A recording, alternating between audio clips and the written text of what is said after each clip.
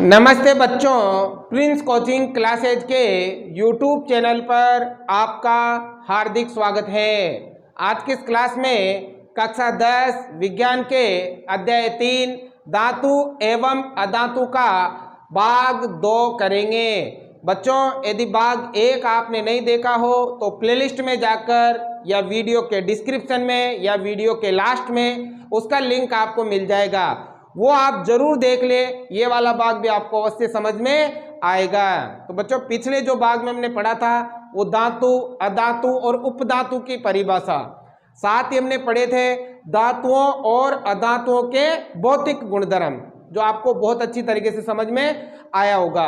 आज की इस क्लास में हम पढ़ने वाले हैं धातुओं के रासायनिक गुणधर्म। तो इस क्लास को आप अंत तक पूरी देखना, बहुत ही इंटरेस्टिंग होने वाली है और आपको बहुत मजा आने वाला है इस क्लास में। तो चलिए स्टार्ट करते हैं। तो देखो, धातुओं के रासायनिक गुणधर्म। तो देखो बच्चों, पहला जो रासायनिक गुणधर्म है वो है धातुओं का दहन, यानी कि धातुओं को जलाना। धातुओं को जब हम जलाते हैं तो क्या बनता है, क्या होता है, ठीक है। अब देखो, दहन मतलब जलाना। तो कोई भी पदार्थ, वस्तु या धातु हो, उसको किसकी उपस्थिति में जलाया जाता है? ऑक्सीजन की उपस्थिति में वो जलती है, ठीक है। तो देखो, अगर बच्चों धातु ऑक्सीजन की उपस्थिति में जलती है तो वो बनाती है धातु ऑक्साइड। क्या बनाती है? धातु ऑक्साइड। मतलब धातुओं का दहन होता है तो वो धातु ऑक्साइड बनाती है। क्या बनाती है? धातु का ऑक्साइड बना देती है। तो देखो, इसकी परिभाषा आपको ये याद कर लो, धातु प्लस ऑक्सीजन रिएक्शन क्या बन गया? धातु ऑक्साइड। तो आपको इसकी परिभाषा भी याद हो जाएगी। देखो, धातुएं ऑक्सीजन से क्रिया करके धातु ऑक्साइड बनाती हैं। धातुएं ऑक्सीजन से भी क्रिया करके क्या बनाती हैं? धातु ऑक्साइड बनाती हैं। तो देखो, प्रश्न आ सकता है कि धातुओं का दहन करने पर क्या बनता है? तो धातु का ऑक्साइड बनता है। धातु का क्या बनता है? ऑक्साइड। जैसे यहाँ पर हम एक उदाहरण ले लेते हैं। जैसे मान लो एक धातु ले ली मैंने, Cu, कॉपर। अब इसका दहन कराया ऑक्सीजन की उपस्थिति में, मतलब O2। गैस है तो 2 लग जाता है। तो यहां पर जो बनेगा वो बनेगा कॉपर ऑक्साइड। क्या बनेगा बच्चों? Copper oxide. जब कॉपर को ऑक्सीजन की उपस्थिति में इसका दहन कराया जाता है तो क्या बनता है? कॉपर ऑक्साइड बनता है, ठीक है। अब देखो, इस अभिक्रिया को, इस समीकरण को आप संतुलित कर सकते हो, ठीक है। देखो, यहाँ ऑक्सीजन 2 है तो यहाँ भी 2 होने चाहिए, तो यहाँ 2 लगा देंगे। 2 लगाते हैं, कॉपर 2 हो गए ना, तो यहाँ भी क्या लगा देंगे? 2 लगा देंगे। तो कॉपर भी यहाँ कितने हो गए? 2 हो गए। अब अभिक्रिया आपकी क्या हो गई? संतुलित हो गई, ठीक है। समझ में आ गया? तो क्या बताया मैंने? जब धातु को ऑक्सीजन की उपस्थिति में जलाया जाता है तो क्या बनता है? धातु का ऑक्साइड बनता है। जैसे एक उदाहरण और ले लेते हैं। जैसे मान लीजिए मैंने धातु ले ली मैग्नीशियम, ठीक है। अब इसको दहन कराया मैंने ऑक्सीजन की उपस्थिति में, ठीक है। तो क्या बनेगा? ये बनेगा मैग्नीशियम ऑक्साइड। क्या बनेगा? Magnesium oxide. अब इसको भी संतुलित कर लेते हैं। यहाँ 2 है तो यहाँ 2 लगा देंगे। अब यहाँ Mg भी 2 हो गए तो यहाँ 2 लगा देंगे, ठीक है। तो ये अभिक्रिया क्या हो गई? आपके संतुलित हो गई। समझ में आया कि धातु का दहन होता है तो क्या बनता है? धातु का ऑक्साइड बनता है, ठीक है। एक उदाहरण और ले सकते हो। जैसे मान लीजिए एक धातु ले ली मैंने एल्यूमिनियम, ठीक है। अब इसका दहन कराया मैंने ऑक्सीजन की उपस्थिति में। किसकी उपस्थिति में? ऑक्सीजन की उपस्थिति में। तो बच्चों क्या बनेगा? यहां बनेगा Al2O3, एल्यूमिनियम ऑक्साइड। क्या बनेगा? एल्यूमिनियम ऑक्साइड बनेगा, ठीक है। अब इस अभिक्रिया को आप क्या कर सकते हो? संतुलित कर सकते हो। जैसे यहां पर ऑक्सीजन 3 है और यहाँ 2 ही है, तो यहां तो लगा देंगे 2 और यहाँ लगा देंगे 3। 3 दूनी कितना हो गया? 6। और यहाँ भी 3 दूनी कितना हो गया? 6। अब यहाँ एल्यूमिनियम देखो 2 दूनी 4 हो गया, तो यहाँ भी कितना लग जाएगा? 4 लग जाएगा। अब आपकी अभिक्रिया क्या हो गई? संतुलित हो गई। तो कोई सी भी धातु हो वो ऑक्सीजन से अभिक्रिया करती है तो क्या बनाती है? धातु का ऑक्साइड बनाती है। ये आप जरूर याद रखिए, ठीक है। अब देखो, ये जो धातु ऑक्साइड बनता है इसके कुछ गुण होते हैं। धातु ऑक्साइड के क्या होते हैं? कुछ गुण होते हैं। तो देखो, पहला गुण क्या है? धातु ऑक्साइड की प्रकृति क्षारीय होती है। अब ये जो धातु ऑक्साइड बनता है ना, वो कैसा बनता है? क्षारीय होता है। धातु ऑक्साइड की प्रकृति कैसी होती है? क्षारीय होती है। अम्ल और क्षारक वाले पार्ट में हमने अच्छी तरह से पढ़ा था कि धातु, जब धातु ऑक्साइड से भी क्रिया करती है तो लवण और क्या बनाती है? जल बनाती है। और हमने पढ़ा था कि अम्ल और क्षारक अभिक्रिया करके भी क्या बनाते हैं? लवण और जल बनाते हैं। तो ये जो धातु ऑक्साइड है ना, ये किसका कार्य करती है? क्षारक का कार्य करती है। तो आप याद रखिएगा कि धातु ऑक्साइड की प्रकृति कैसी होती है, क्षारीय होती है। कैसी होती है, क्षारीय होती है। अब यहाँ लेकिन यहाँ इंपॉर्टेंट पॉइंट है, ध्यान से समझना। कुछ धातु ऑक्साइड अम्लीय तथा क्षारीय दोनों प्रकृति प्रदर्शित करते हैं। कुछ धातुएं ऐसी होती है जिनकी जो प्रकृति होती है वो अम्लीय भी होती है और क्षारीय भी होती है, दोनों प्रकृति होती है उनकी। उन्हें उभयधर्मी ऑक्साइड कहा जाता है। कौन सा ऑक्साइड, उभयधर्मी ऑक्साइड कहा जाता है। वेरी वेरी इंपॉर्टेंट परिभाषा है, आप अच्छी तरह से याद करें। कुछ धातु ऑक्साइड अम्लीय और क्षारीय दोनों प्रकृति प्रदर्शित करते हैं, उन्हें उभयधर्मी ऑक्साइड कहते हैं। वैसे तो धातुएं, ज्यादातर धातुएं कौन सी प्रकृति प्रदर्शित करती हैं, क्षारीय। यानी कि जो धातु का ऑक्साइड है वो अधिकतर ऑक्साइड क्षारीय प्रकृति का होता है, लेकिन कुछ धातु ऑक्साइड अम्लीय प्रकृति भी प्रदर्शित करते हैं और क्षारीय प्रकृति भी प्रदर्शित करते हैं। इन्हें क्या कहा जाता है, उभयधर्मी ऑक्साइड कहा जाता है। क्या कहा जाता है बच्चों, उभयधर्मी ऑक्साइड। जैसे उदाहरण के लिए zinc oxide, aluminium oxide. Zinc oxide अम्लीय प्रकृति भी प्रदर्शित करता है और क्षारीय प्रकृति भी प्रदर्शित करता है। एल्यूमिनियम ऑक्साइड अम्लीय प्रकृति भी प्रदर्शित करता है और क्षारीय प्रकृति भी प्रदर्शित करता है। तो बताओ उभयधर्मी ऑक्साइड किसे कहते हैं, वे ऑक्साइड जो अम्लीय तथा क्षारीय दोनों प्रकृति प्रदर्शित करते हैं, उन्हें उभयधर्मी ऑक्साइड कहा जाता है। और उभयधर्मी ऑक्साइड के उदाहरण क्या क्या हैं, जिंक ऑक्साइड और एल्यूमिनियम ऑक्साइड। जिंक ऑक्साइड और एल्यूमिनियम ऑक्साइड अच्छी तरह से याद कर लिए, परीक्षा में पूछा गया है, बोर्ड में पूछा गया है। तो उभयधर्मी ऑक्साइड के उदाहरण क्या हो जाएंगे, जिंक ऑक्साइड हो जाएगा और एल्यूमिनियम ऑक्साइड हो जाएगा। उम्मीद करता हूं आपको अच्छी तरह से समझ में आया होगा। अब आगे देखो, एक और इंपॉर्टेंट पॉइंट है, अधिकांश धातु ऑक्साइड जल में अघुलनशील होते हैं। ज्यादातर जो धातु का ऑक्साइड बनता है, ये धातु जो ऑक्साइड बने, अधिकतर जो धातु ऑक्साइड है वो जल में अघुलनशील होते हैं, मतलब जल में नहीं घुलते हैं। लेकिन कुछ धातु ऑक्साइड जल में घुलकर क्षार का निर्माण करते हैं।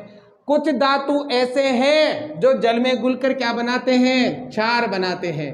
अधिकांश तो जल में नहीं घुलते हैं, जल में अघुलनशील हैं, लेकिन कुछ धातु ऑक्साइड है जो जल में घुलकर क्या बनाते हैं, क्षार बनाते हैं। अब वो कौन कौन से, एक तो है सोडियम ऑक्साइड, एक तो कौन सा है, सोडियम ऑक्साइड, और एक कौन सा है, पोटेशियम ऑक्साइड। कौन सा है बच्चों, सोडियम ऑक्साइड और पोटेशियम ऑक्साइड। अब देखो इनकी अभिक्रिया अगर आप चाहते हो तो देखो, पहला सोडियम ऑक्साइड होता है Na2O। अब ये किससे अभिक्रिया करेगा, जल से, जल में घुल जाएगा ये, तो ये बनाएगा क्षार। अब क्षार कौन सा बनाएगा, NaOH, सोडियम हाइड्रो ऑक्साइड, जो कि क्या है, एक क्षार है। ठीक है। दूसरा पोटेशियम ऑक्साइड, पोटेशियम होता है K2O। ठीक है, पोटेशियम ऑक्साइड। अब ये किससे भी क्रिया करेगा, जल से, तो क्या बना देगा, KOH बना देगा, मतलब पोटेशियम हाइड्रो ऑक्साइड बना देगा। तो देखो ऐसे धातु ऑक्साइड के नाम बताइए जो जल में घुलकर क्षार बनाते हैं। तो कौन कौन से उदाहरण है, सोडियम ऑक्साइड है और पोटेशियम ऑक्साइड है। आगे बात समझ में, अधिकांश धातु ऑक्साइड तो जल में अघुलनशील है, लेकिन दो धातु ऑक्साइड ऐसे हैं जो जल में घुलकर क्या बनाते हैं, क्षार बनाते हैं। बच्चों आ गई समझ में बात। अब आगे नोट लगा के लिखना, वेरी वेरी इंपॉर्टेंट पॉइंट। देखो क्या है, सोडियम तथा पोटेशियम जैसी धातुएं खुला रखने पर आग पकड़ लेती हैं। सोडियम और पोटेशियम ऐसी धातु हैं, अगर आप इनको खुला छोड़ दोगे तो ये क्या करती हैं, आग पकड़ लेती हैं। मतलब ये अधिक अभिक्रियाशील होती है, ये तीव्र गति से अभिक्रिया करती है। तो इन्हें हम खुला छोड़ देंगे तो ये क्या कर लेती है, आग पकड़ लेती हैं। तो इन्हें आग से बचाने के लिए केरोसिन के तेल में डुबोकर रखा जाता है। आग से बचाने के लिए क्या किया जाता है, केरोसिन के तेल में डुबोकर रखा जाता है। देखो सोडियम तथा पोटेशियम जैसी धातुएं खुला रखने पर आग पकड़ लेती हैं, इसलिए इन्हें केरोसिन में रखा जाता है। आग से बचाने के लिए किस में रखा जाता है, केरोसिन में रखा जाता है। आप नोट कर लीजिए, अच्छी तरह से याद कर लीजिए कि ऐसी धातुओं के नाम बताओ जो खुला छोड़ने पर आग पकड़ लेती हैं। तो सोडियम और पोटेशियम और इनको आग से बचाने के लिए काहे में रखा जाता है? केरोसिन के तेल में रखा जाता है। नोट लगा के लिखिएगा ये पॉइंट। अगला देखो, अगला पॉइंट क्या है? मैग्नीशियम धीमी अभिक्रिया करता है। मैग्नीशियम क्या करता है? धीमी अभिक्रिया करता है तथा सोडियम से कम अभिक्रियाशील है। मैग्नीशियम की अभिक्रिया धीमी होती है, इसलिए सोडियम से क्या है? वो कम अभिक्रियाशील है। ठीक है, अगला पॉइंट देखो, सामान्य ताप पर मैग्नीशियम, एल्यूमिनियम, जिंक और लेड, ठीक है, आदि धातुओं की सतह पर ऑक्साइड की परत चढ़ जाती है। बच्चों सामान्य ताप पर अगर हम इन धातुओं को रख दे, मैग्नीशियम, एल्यूमिनियम, जिंक, लेड, तो इनकी ये जो धातुएं हैं इनकी सतह पर ऑक्साइड की क्या चढ़ जाती हैं? परत चढ़ जाती हैं। ये भी आपको अच्छी तरह से नोट करना है। अगला देखो, लोहे का दहन नहीं होता है। लोहे का दहन नहीं होता है, मतलब लोहा जलता नहीं है, लोहे का दहन नहीं होता है, लेकिन लोहे का जो बुर्रादा होता है, लोहे का जो चूर्ण होता है वो तीव्र गति से जलता है। लोहे का तो दहन नहीं होता है, लोहा जलता नहीं है, लेकिन लोहे का जो बुर्रादा होता है वो क्या करता है? तेजी से जलता है। तो देखो, लोहे का दहन नहीं होता है, लेकिन लोह चूर्ण तेजी से जलता है। लोह चूर्ण क्या करता है? तेजी से जलता है। अगला देखो, सिल्वर व गोल्ड अत्यधिक ताप पर भी ऑक्सीजन से अभिक्रिया नहीं करते हैं। सिल्वर मतलब चांदी, गोल्ड मतलब सोना। सोना और चांदी ऐसी धातुएं हैं जो अत्यधिक ताप पर भी ऑक्सीजन से अभिक्रिया नहीं करती हैं। समझ में आया? आप नोट कर लीजिए इस पॉइंट को भी। सिल्वर और गोल्ड अत्यधिक ताप पर भी ऑक्सीजन से अभिक्रिया नहीं करती है। आप इन्हें अधिक ताप लगाओगे ना, तब भी ये क्या करती है? ऑक्सीजन से अभिक्रिया नहीं करती है, मतलब ऑक्साइड नहीं बनाती हैं। इनका ऑक्साइड जल्दी से नहीं बना पाती हैं, इसलिए ये धातुएं क्या होती है? महंगी होती है, बहुत ज़्यादा महंगी होती है, क्योंकि ये इसका ऑक्साइड नहीं बनाती है। सोना देखो, आपने देखा होगा कभी, सोना कभी काला नहीं पड़ता है। यदि ओरिजिनल सोना है ना तो वो कभी भी काला नहीं पड़ता है, मतलब उसके ऊपर परत नहीं चढ़ती है। समझ में आ गया? तो ये था आपके धातुओं का दहन। उम्मीद करता हूँ आपको अच्छी तरह से समझ में आया होगा। एक बार फिर रिवीजन कर लेते हैं। धातु ऑक्सीजन के साथ अभिक्रिया करके क्या बनाता है? धातु ऑक्साइड बनाता है। ठीक है, अब देखो, ये जो धातु ऑक्साइड होता है उसकी प्रकृति कैसी होती है? क्षारीय होती है। लेकिन कुछ धातु ऑक्साइड की प्रकृति अम्लीय भी होती है और क्षारीय भी होती है, जिन्हें हम उभयधर्मी ऑक्साइड कहते हैं। कौन से ऑक्साइड कहते हैं? उभयधर्मी ऑक्साइड। तो उभयधर्मी ऑक्साइड कौन कौन से हैं? एक तो जिंक ऑक्साइड और एक एल्यूमिनियम ऑक्साइड। अगला है देखो, अधिकांश धातु ऑक्साइड जल में अघुलनशील होते हैं। ज्यादातर धातु ऑक्साइड जल में अघुलनशील होते हैं, लेकिन कुछ धातु ऑक्साइड हैं जो जल में घुलकर क्या बनाते हैं? क्षार बनाते हैं, जैसे सोडियम ऑक्साइड और पोटेशियम ऑक्साइड। ठीक है, और अगला इंपॉर्टेंट पॉइंट ये है कि सोडियम तथा पोटेशियम ऐसी धातुएं हैं, यदि आप इन्हें खुला छोड़ दोगे तो ये क्या कर लेगी? आग पकड़ लेगी। इसलिए इन्हें आग से बचाने के लिए केरोसिन के तेल में डुबोकर रखा जाता है। अगला इंपॉर्टेंट पॉइंट है, मैग्नीशियम धीमी अभिक्रिया करता है। मैग्नीशियम की अभिक्रिया क्या होती है? धीमी होती है, इसलिए ये सोडियम से कम अभिक्रियाशील है। ठीक है, अगला देखो, सामान्य ताप पर, नॉर्मल ताप पर भी मैग्नीशियम, एल्यूमिनियम, जिंक और लेड जैसी धातुएं क्या कर लेती है? इनकी सतह पर ऑक्साइड की परत चढ़ जाती है। ठीक है, अगला है, लोहे का दहन नहीं होता है, मतलब लोहा नहीं जलता है, लेकिन लोह चूर्ण जो होता है वो तेजी से जलने लगता है। और लास्ट है, सोना और चांदी।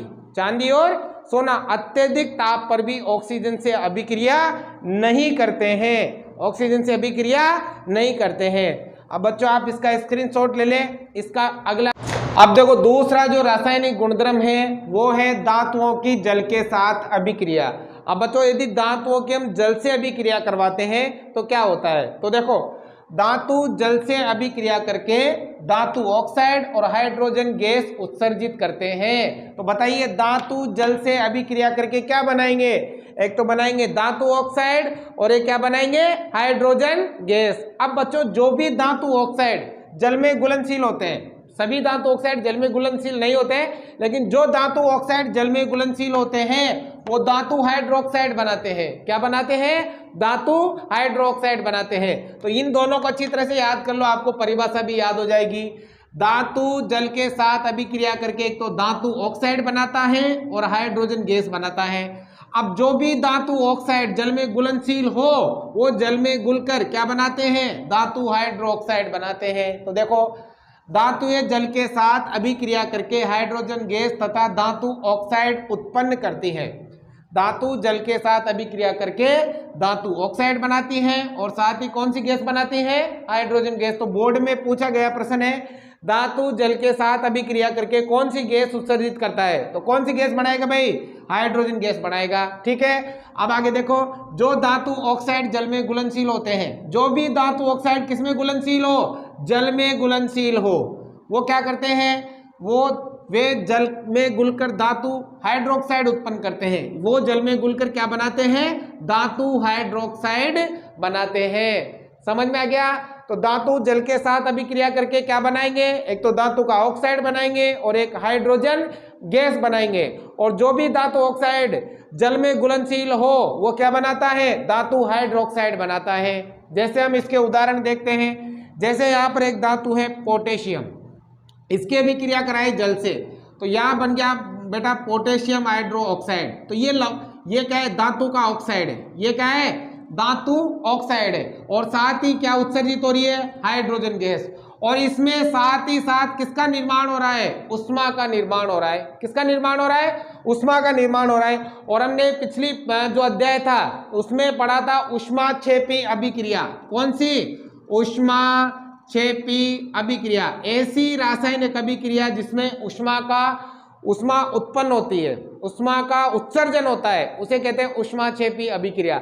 मतलब इसका मतलब क्या है कि जैसे हम पोटेशियम को पानी में डालेंगे तो वो पानी क्या होगा, ऑटोमेटिक गर्म हो जाएगा। गर्म कैसे होगा, हमने उसको गर्म तो किया ही नहीं है, वो गर्म हो जाएगा। गर्म क्यों होगा, क्योंकि उसमें से क्या निकलती है, ऊष्मा निकलती है। तो ये जो उदाहरण है ऊष्माक्षेपी अभिक्रिया का उदाहरण भी आप दे सकते हो। देखो यहाँ पर दो, यहाँ पर दो, ये दो तो इस अभिक्रिया को संतुलित करने के लिए लगाए हुए हैं। अगर आप पोटेशियम की अभिक्रिया किससे कराते हो, जल से, मतलब जल में डालते हो, तो क्या बनेगा, पोटेशियम हाइड्रो ऑक्साइड बनेगा, जो धातु का ऑक्साइड होगा। ठीक है, और साथ ही कौन सी गैस बनेगी, हाइड्रोजन गैस उत्सर्जित होगी। ठीक है, और साथ ही साथ क्या निकलेगी, उष्मा निकलेगी। अब दूसरा उदाहरण देखो, अगर हम सोडियम की अभिक्रिया किससे कराते हैं, जल से, तो बनेगा सोडियम हाइड्रो ऑक्साइड। क्या बनेगा, सोडियम हाइड्रोक्साइड। और साथ ही गैस, हाइड्रोजन गैस उत्सर्जित होगी और इसमें भी क्या उत्पन्न होगी, उष्मा। इसका मतलब ये भी कौन सी अभिक्रिया है, ऊष्माक्षेपी रासायनिक अभिक्रिया है, ऊष्माक्षेपी। क्योंकि देखो अगर आप सोडियम को भी किसमें डालोगे, ठंडे जल में डालोगे ना, तो जल गर्म हो जाएगा। अब गर्म कैसे हुआ, क्योंकि उसमें डलने से उसमें से कौन सी क्या निकल रही है, उष्मा का उत्सर्जन हो रहा है। और यदि यहाँ पर प्लस का चिन्ह आता है, पीछे उष्मा आती है, इसका मतलब वो कौन सी अभिक्रिया है, ऊष्माक्षेपी रासायनिक अभिक्रिया है। तो आगे समझ में। अगला देखो, अगर धातु हमने कॉपर ली और उसको किसमें डाला, जल में डाला, तो जब कॉपर जल के साथ अभिक्रिया करेगा तो एक तो बनाएगा कॉपर हाइड्रोक्साइड। क्या बनाएगा, कॉपर हाइड्रो ऑक्साइड। और साथ ही कौन सी गैस निकालेगा, हाइड्रोजन गैस। कौन सी गैस, हाइड्रोजन गैस। अब देखो यहाँ पर उष्मा उत्पन्न नहीं हो रही है, इसका मतलब ये उष्मा से अभिक्रिया नहीं है। मतलब कॉपर जब जल से अभिक्रिया करेगा तो उसमें ये उष्मा उत्पन्न नहीं करता है, लेकिन क्या बनाता है, धातु हाइड्रोक्साइड बनाता है। और साथ ही क्या बनाता है, हाइड्रोजन गैस उत्सर्जित करता है। तो आप अच्छी तरह से याद रखें कि धातु जल के साथ अभिक्रिया करके एक तो धातु का ऑक्साइड बनाता है और एक हाइड्रोजन गैस बनाता है। और जो भी धातु ऑक्साइड जल में घुलनशील हो वो क्या बनाता है, धातु हाइड्रोक्साइड बनाता है। क्या बनाता है, धातु हाइड्रोक्साइड बनाता है। और ये कुछ उदाहरण आप अच्छी तरह से याद रख ले। अब बच्चों देखो, सभी जो धातुएं होती हैं वो एक तरह के जल में अभिक्रिया नहीं करती है। कुछ धातुएं ठंडे जल में अभिक्रिया करती है, कुछ धातुएं गर्म जल में अभिक्रिया करती है, और कुछ धातुएं ऐसी होती है जो जल के साथ अभिक्रिया ही नहीं करती हैं। तो उनको मैंने इस तरह से व्यवस्थित किया है, आपको ये अच्छी तरह से याद हो जाएगा। देखो जल है ना, अगर ठंडा जल है, जल कौन सा है, ठंडा, तो ठंडे जल में अभिक्रिया करती है सोडियम और पोटेशियम। ठंडे जल में अभिक्रिया करने वाली धातुओं का क्या नाम है, सोडियम और पोटेशियम ऐसी धातुएं हैं जो केवल और केवल ठंडे जल के साथ ही अभिक्रिया करेगी। अगर आप इनको गर्म जल में डालोगे तो ये उनके साथ अभिक्रिया नहीं करती है। अब देखो गर्म जल के साथ जो अभिक्रिया करती है वो है मैग्नीशियम, मैग्नीशियम ऐसी धातु है जो गर्म जल के साथ ही अभिक्रिया करती है। अगला देखो, अब देखो जल की जो भाप होती है, वाष्प होती है, भाप है ना, जल नहीं है भाप है ना, गैस, तो उसके साथ अभिक्रिया करती है एल्यूमिनियम, आयरन और जिंक। भाप के साथ अभिक्रिया करने वाली धातुएं एक तो एल्यूमिनियम है, एक आयरन है और एक क्या है, जिंक है। और ऐसी धातुएं जो जल के साथ अभिक्रिया नहीं करती हैं, जो अभिक्रिया ही नहीं करती हैं, लेड है, कॉपर है, सिल्वर है, गोल्ड है, ये धातुएं जल के साथ अभिक्रिया बिल्कुल मतलब करती ही नहीं है। सबसे ज्यादा मतलब जो अभिक्रिया बिल्कुल करती नहीं है वो गोल्ड है, उससे कम सिल्वर है, उससे कम कॉपर है और उससे कम क्या है, लेड है। तो आप इन्हें अच्छी तरह से याद रख ले। को बोर्ड में किसी भी टाइप से क्वेश्चन पूछा जा सकता है कि ठंडे जल में अभिक्रिया करने वाली धातुएं सोडियम, पोटेशियम, गर्म जल में अभिक्रिया करने वाली धातुएं मैग्नीशियम, भाप में अभिक्रिया करने वाली धातुएं एल्यूमिनियम, आयरन, जिंक, और जो अभिक्रिया ही नहीं करती हैं जल के साथ वो है लेड, कॉपर, सिल्वर और गोल्ड। आगे बच्चों समझ में? तो ये थी धातुओं की जल के साथ अभिक्रिया। एक बार फिर समझ ले, धातु जल के साथ अभिक्रिया करके धातु ऑक्साइड और हाइड्रोजन गैस उत्सर्जित करती है, और जो धातु ऑक्साइड जल में घुल जाते हैं वो धातु हाइड्रोक्साइड उत्पन्न करते हैं। ठीक है, और इसके बाद ये कुछ उदाहरण आपको याद रखने हैं। इन दोनों से आपको पूरी परिभाषा याद हो जाएगी, ये याद करने की जरूरत नहीं है, बस इनको याद कर लो आप। ठीक है, इसके बाद कुछ उदाहरण आपको ध्यान में रखने हैं, और इसके बाद जो ठंडे जल में सोडियम और पोटेशियम अभिक्रिया करता है, गर्म जल में मैग्नीशियम अभिक्रिया करता है, और जो जल का वाष्प होता है, भाप होता है, उसके अंदर एल्यूमिनियम, आयरन और जिंक अभिक्रिया करता है, और जो जल से अभिक्रिया ही नहीं करता वो एक लेड है, कॉपर है, सिल्वर है और गोल्ड है। ठीक है, तो ये थी आपके धातुओं की जल के साथ अभिक्रिया। अब बच्चों देखो तीसरा जो गुणधर्म है रासायनिक गुणधर्म धातुओं का, वो है धातुओं की अम्लों के साथ अभिक्रिया। अब देखो यदि धातु अम्ल से अभिक्रिया करती है तो क्या होता है, देखो धातु को अगर तनु अम्ल से अभिक्रिया कराते हैं तो एक तो बनता है लवण और एक बनता है हाइड्रोजन गैस। एक तो बनती है लवण और एक क्या बनता है, हाइड्रोजन गैस बनती है। देखो यहाँ पर भी धातु जल के साथ अभिक्रिया करने से धातु ऑक्साइड बन रहा था, हाइड्रोजन गैस बन रहा था। गैस यहाँ भी बन रही है, गैस वहां भी बन रही है, लेकिन वहां पर साथ में लवण बन रहा है और यहाँ पर साथ में क्या बन रहा था, धातु का ऑक्साइड बन रहा था। तो देखो बच्चों, धातु जब अम्ल से अभिक्रिया करती है तो एक तो लवण बनाती है और साथ ही क्या उत्सर्जित करती है, हाइड्रोजन गैस उत्सर्जित करती है। तो ये याद रखोगे, परिभाषा आपको याद हो जाएगी। तो देखो धातुएं अम्लों के साथ अभिक्रिया करके लवण तथा हाइड्रोजन गैस उत्पन्न करती हैं। धातुएं अम्लों के साथ अभिक्रिया करके लवण तथा हाइड्रोजन गैस उत्पन्न करती हैं। अब देखो जैसे उदाहरण, मैग्नीशियम एक धातु है और इसकी अभिक्रिया कराई हमने HCl हाइड्रोक्लोरिक अम्ल से, तो क्या बना, MgCl2 मैग्नीशियम क्लोराइड, जो एक लवण है। ये सब के सब क्या है, लवण है। ठीक है, और साथ ही कौन सी गैस निकली, हाइड्रोजन गैस।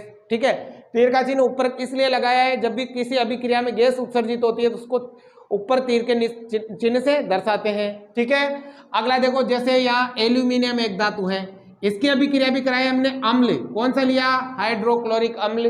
तो ये क्या बना, AlCl3 एल्यूमिनियम क्लोराइड।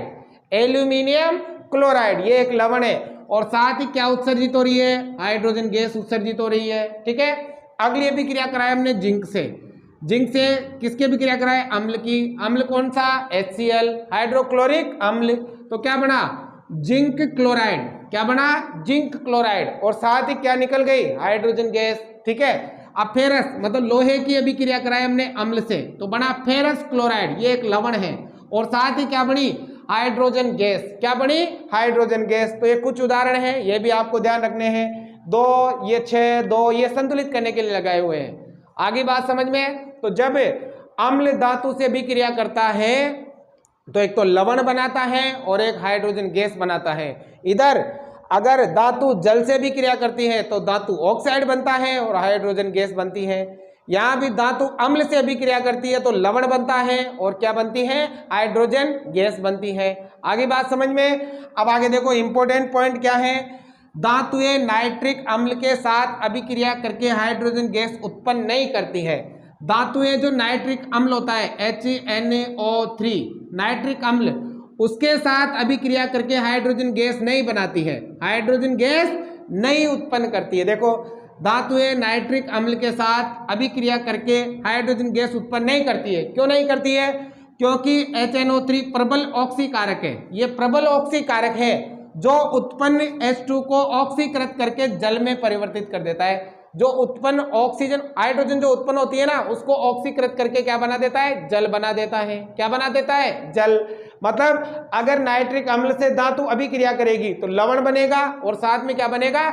जल बनेगा। क्या बनेगा? जल। तो ये इंपॉर्टेंट पॉइंट याद रखें, धातुएं नाइट्रिक अम्ल से अभिक्रिया नहीं करती है, ठीक है, और अभिक्रिया करेगी तो हाइड्रोजन गैस नहीं बनाएगी। क्या बनाएगा? जल बनाएगा। क्या बनाएगा? जल बनाएगा। ठीक है, अगला देखो, परंतु मैग्नीशियम या मैग्नीज, मैग्नीशियम तो होता है Mg और मैग्नीज होता है Mn। ठीक है, ध्यान रखिएगा, ये Mg है वो Mn है। अति तनु हाइड्रोक्लोरिक नाइट्रिक अम्ल HNO3 नाइट्रिक अम्ल के साथ अभिक्रिया करके हाइड्रोजन गैस उत्सर्जित करते हैं। लेकिन दो धातुएं ऐसी हैं, एक तो मैग्नीशियम और एक मैग्नीज, ये नाइट्रिक अम्ल के साथ अभिक्रिया करके कौन सी गैस देती है? हाइड्रोजन गैस देती है। अच्छी तरह से नोट कर ले, अच्छी तरह से याद रख ले। ऐसी दो धातुओं के नाम बताए जो नाइट्रिक अम्ल के साथ अभिक्रिया करके हाइड्रोजन गैस देती है। तो एक तो है मैग्नीशियम और एक क्या है? मैग्नीज है। क्या है? मैग्नीज। आ गया। अगला देखो, अभिक्रियाशीलता का घटता क्रम, यानी कि अभिक्रियाशीलता का घटता क्रम, कौन ज्यादा अभिक्रियाशील है, कौन कम अभिक्रियाशील है। तो देखो मैग्नीशियम अधिक अभिक्रियाशील है, फिर उससे कम एल्यूमिनियम है, फिर उससे कम जेड जिंक है और फिर उससे कम फेरस है। ये घटता क्रम है, ये ज्यादा है, ये कम है, ये कम है, ये कम है। ये अभिक्रियाशीलता का घटता क्रम है। मतलब ये अधिक अभिक्रियाशील है, जल्दी अभिक्रिया कर लेती है, ये उससे कम करती है, ये उससे कम करती है और वो उससे कम करती है। ठीक है, अगला देखो मेन पॉइंट है, कॉपर तनु हाइड्रोक्लोरिक अम्ल के साथ अभिक्रिया नहीं करता है। कॉपर मतलब CO मतलब तांबा है ना, वो हाइड्रोक्लोरिक अम्ल के साथ अभिक्रिया नहीं करता है। कॉपर मतलब तांबा, तनु हाइड्रोक्लोरिक अम्ल के साथ अभिक्रिया नहीं करता है। तो बच्चों ये थे आपके धातुओं की अम्लों के साथ अभिक्रिया। और यहाँ पर एक और इम्पोर्टेंट पॉइंट है, पहले आप इसका स्क्रीनशॉट ले ले, फिर वो भी मैं आपको बता देता हूं। पहले आप इसका स्क्रीनशॉट ले लो, समझ में आ गया होगा अच्छी तरह से। अब देखो मैं यहां से थोड़ा सा इसको रफ कर देता हूं, ले लिया भाई स्क्रीनशॉट। यहां देखो एक इंपॉर्टेंट पॉइंट है, वो भी आपके परीक्षा में बार बार पूछा जाता है। क्या है? एक्वारेजिया। क्या है बच्चों? एक्वारेजिया या कहते हैं अम्लराज। क्या कहते हैं? अम्लराज। तो देखो ये कैसे बनता है और क्या काम आता है। एक्वारेजिया कहते हैं या इसे क्या कहते हैं? अम्लराज कहते हैं। तो देखो यदि आपने एक तो लिया HCl हाइड्रोक्लोरिक अम्ल और साथ ही अनुपात में लिया नाइट्रिक अम्ल HNO3, क्या लिया? नाइट्रिक अम्ल। अब देखो HNO3 के तो लिया आपने 3 अणु, कितने अणु? 3, और इसके नाइट्रिक अम्ल के लिया 1, कितना लिया? 1। यदि हाइड्रोक्लोरिक अम्ल को तो 3 और नाइट्रिक अम्ल को 1 अनुपात में मिला दिया जाए, क्या कर दिया जाए? मिला दिया जाए, तो क्या बनता है? एक्वारेजिया बनता है। क्या बनता है? एक्वारेजिया। मतलब ये तो है आपके सांद्र हाइड्रोक्लोरिक अम्ल, सांद्र हाइड्रोक्लोरिक अम्ल, हाइड्रोक्लोरिक अम्ल, और अनुपात में क्या लिया? सांद्र नाइट्रिक अम्ल, सांद्र नाइट्रिक अम्ल। अगर हम क्या करें, सांद्र हाइड्रोक्लोरिक अम्ल और सांद्र नाइट्रिक अम्ल को 3:1 के अनुपात में मिला दें। किस अनुपात में मिला दें? 3 अनुपात, मतलब HCl तो 3 हो और HNO3 1 हो, तो उससे किसका निर्माण होता है? एक्वारेजिया मतलब अम्लराज का निर्माण होता है। अब ये क्या काम आता है बच्चों? ये जो एक्वारेजिया है ना, एक्वारेजिया मतलब अम्लराज, ये सोना जो गोल्ड होता है, गोल्ड और प्लेटिनम जैसी धातुओं को भी गलाने की क्षमता रखता है। ये जो अम्लराज बना एक्वारेजिया, ये क्या करता है? सोना व प्लेटिनम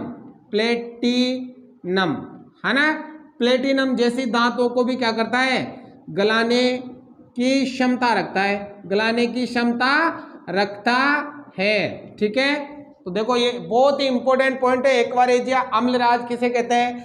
यदि सांद्र हाइड्रोक्लोरिक अम्ल और सांद्र नाइट्रिक अम्ल को 3:1 के अनुपात में मिलाया जाता है, उससे एक्वारेजिया या अम्लराज का निर्माण होता है। ये सोना वो प्लेटिनियम जैसी धातुओं को भी गलाने की क्षमता रखता है। आप इसका भी स्क्रीनशॉट ले लें।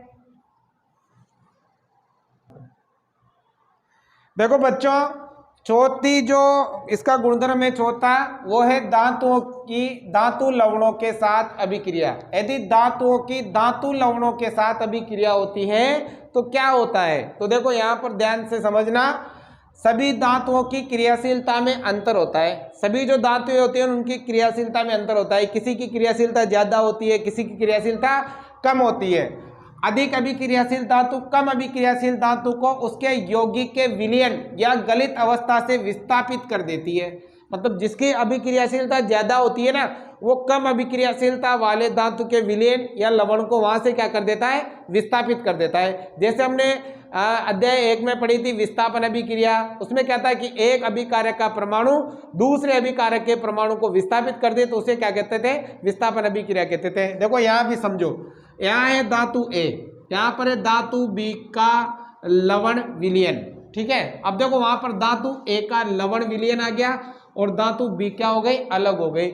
तो ये जो धातु ए थी, इसने इस धातु बी को यहां से क्या कर दिया, विस्थापित कर दिया। मतलब इसकी क्रियाशीलता अधिक है और इसकी क्रियाशीलता क्या थी, कम थी। तो देखो धातु बी के साथ लवण का विलयन था पहले, अब यहाँ धातु ए के साथ क्या गया, लवण का विलयन आ गया। तो इस धातु ए ने धातु बी को यहां से क्या कर दिया, विस्थापित कर दिया। तो देखो एक बार फिर समझो, सभी धातुओं की क्रियाशीलता में अंतर होता है। ठीक है, अधिक अभिक्रियाशील धातु कम अभिक्रियाशील धातु को उसके यौगिक के विलयन या गलित अवस्था से विस्थापित कर देती है। तो यहाँ पर यह सही हो रहा है। जैसे एक उदाहरण आप यहाँ देख सकते हो, जैसे हम एक उदाहरण लेते हैं Zn जिंक है और यहाँ पर हम ले लेते हैं CuSO4 कॉपर सल्फेट। ठीक है, ये लवण का विलयन है। ठीक है, अब जब ये दोनों अभिक्रिया करेंगे तो ये जिंक क्या करेगा, इस कॉपर को यहाँ से विस्थापित कर देगा और यहाँ जो बनेगा वो बनेगा ZnSO4 जिंक सल्फेट। ये भी एक लवण है और साथ ही ये कॉपर यहाँ से क्या हो जाएगा, अलग हो जाएगा। तो देखो क्या किया, एक धातु के लवण विलयन को इसने यहाँ से क्या कर दिया, विस्थापित कर दिया। तो ये होती है धातु की धातु लवणों के साथ अभिक्रिया। ठीक है, तो बच्चों ये थे आज की इस क्लास में हमने पढ़े धातुओं के रासायनिक गुणधर्म। आज की क्लास यही समाप्त करेंगे। उम्मीद करता हूँ आपको ये क्लास अच्छी तरह से समझ में आई होगी। समझ में आए हो तो लाइक शेयर सब्सक्राइब जरूर से जरूर करें और मुझे कमेंट करके आप जरूर बताएं। Thank you watching for this video.